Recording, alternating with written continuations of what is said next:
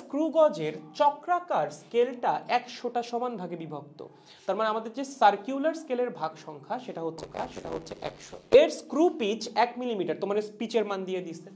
দেখা গেল স্ক্রু গজটার যান্ত্রিক ত্রুটি মাইনাস, এখানে একটা মাইনাস আছে, এটা এখান থেকে মুছা দেই, আমি এখানে দিয়ে দিই -0.02 মিলিমিটার। ওখানে তো বুঝে যেতেছে, ঠিক আছে।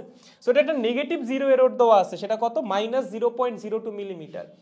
যন্ত্রটির সাহায্যে একটা তারের ব্যাস পরিমাপের সময় দেখা গেল মূল স্কেলের পার্ট 2 মিলিমিটার এবং চক্রাকার স্কেলের পার্ট হচ্ছে 28, মানে কি সার্কুলার স্কেলের 28 নাম্বার দাগটা একদম মিডল বরাবর আছে। ওকে, প্রশ্ন করছে তারটার সঠিক ব্যাস কত। বলো ফর্মুলা কি হবে? খুবই সহজ। তারের সঠিক ব্যাস, ব্যাসকে আমরা নর্মালি ডি দিয়ে প্রকাশ করি, তার জন্য ডি লিখতেছি, is equals to main scale reading, okay, main scale reading plus circular scale reading, লেখো সার্কুলার স্কেল রিডিং মাইনাস দিয়ে প্লাস মাইনাস এরর। ঠিক আছে, মেইন স্কেল রিডিং কত রে? মেইন স্কেল রিডিং হচ্ছে 2 মিলিমিটার।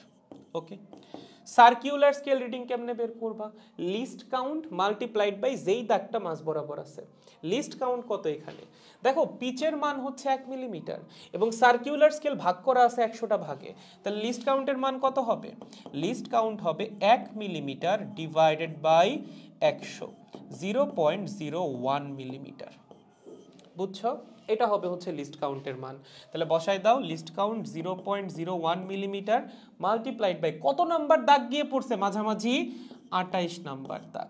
মাইনাস এররটা কি প্লাস নাকি minus? Minus, negative zero error, এররের মানও বসাই দিবা -0.02। কমপ্লিট। এখন জাস্ট ক্যালকুলেট করো, তাহলে 2 প্লাস 0.28 প্লাস 0.02, তার মানে 2.30 মিলিমিটার। এইটা হবে অ্যাকচুয়াল ব্যাস। বুঝছো?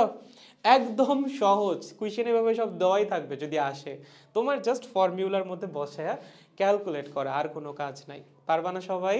পারবা।